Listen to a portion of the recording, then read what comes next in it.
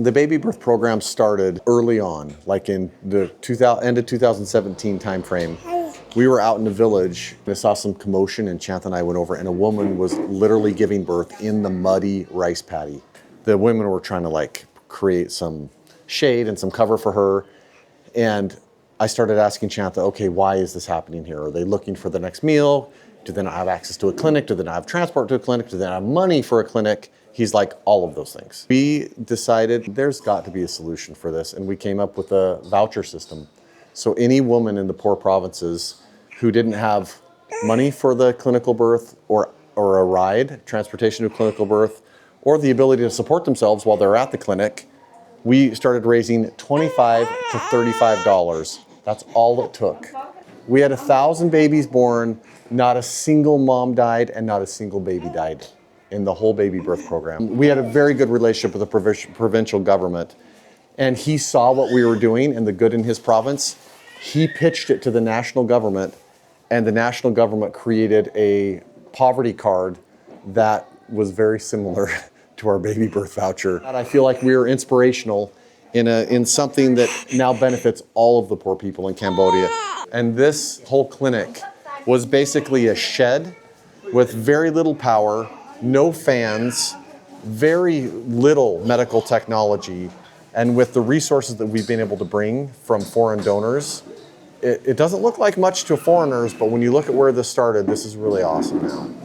We were standing here one time and a woman just pushed out a baby, but she didn't want to disrupt us, so she didn't make a peep because I was talking to the doctor, and all of a sudden I hear a baby crying, and I look over and she's like, my dad is a retired doctor. He cares a lot about the baby birth fund, and he liked that. And when he saw that they were giving birth in these rickety metal contraptions that the women, it was really unstable and uncomfortable. And so we started sourcing these very comfortable baby birth beds, and we've now put those in 6 clinics. And so the women now have like a much more comfortable scenario to give birth, safe and comfortable. They didn't even have a toilet area, so we built like at least some sanitary, some stuff and toilets. But then there's always like loose ends, like there's no air conditioning. All these little things that we then try to like clean up and fix and provide. When you start the process of fixing small things, fixing things that you have influence over, that you can control or that you can help, then it's like a snowball effect. Things start getting better. And this is why we really need donor help from America, because every single day we run into more things that can be helped, the ways we can improve people's lives. Compared to where we started, it's a different place. And now look at all these wonderful babies and moms. This is not just Vision Cambodia. We've done a good job getting the ball rolling, but there's been donors. This building here was built by Swiss donors.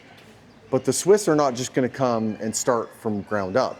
We are very good at starting things from the ground up. Grassroots change. But once the Swiss saw all of the progress that we had going on, and that he is an excellent administrator of this clinical network, they then were willing to donate for this type of structure and the facility. Before we have only like small building over there, but now they get another new building donate, and also extends to the backside of the health center is bigger. Also, we set up, like you see that we have also gardening for kids can play. There's 3,000 people that come here for all kinds of care, ranges from pre-postnatal to tuberculosis to broken bones to trauma. The trauma they can't deal with here very well. They're trying to get them to Siem Reap. But the vast majority of the things they could deal with if they just had better medical equipment. And we're not talking US grade medical equipment. We're talking about stuff that the US is not using anymore. If we could get donations from the US medical industry or from hospital networks, it would be fantastic. If we could just ship old equipment here, they could get the donation through Vision Cambodia, and they could solve huge problems here. The fact that he doesn't have an x-ray machine, he can't do chest x-rays, he doesn't know when people have major respiratory or pneumonia, he can't determine whether or not somebody has a fractured bone. X-ray is something that is fundamental in a basic clinic in the United States. They don't even have that. This is a very low-tech, high-impact fix. I go to Costco, I buy a couple $100 worth of Costco pills. This is 1,000 Tylenol. This whole clinical network, this is about how many pills they get every month for their allocation. This is $10 at Costco. I bring them a handful of these. We've just tripled or quadrupled their ability to relieve pain and suffering. Tylenol goes a long way when you have aches, pains, fevers, all the stuff that they're dealing with. So we bring ibuprofen, Tylenol, vitamins. Sometimes the solution is not sophisticated. You just need to, you get them some basics. And in America, this stuff's cheap, it's easy, and here they are very grateful for it. In fact, they call this magic pills. That's what the Cambodians call it, magic pills, because they're not used to being able to take a pill that's actually effective and deals with their problem. Lowers the fever right away, takes the pain away. A couple $100s worth of Costco goes a long way in Cambodia. At the clinic we're at right now, this is their vision for the master plan. This has already been built. That's where the babies are right now. This is the toilet area that we've already had American donors that donate for this. This is an area that we still have to develop.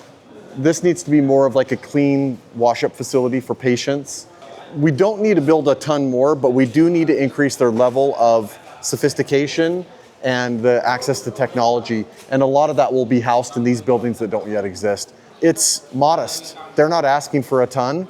They're asking for help getting to a place where they can actually deal with the myriad of problems that they are seeing every single day.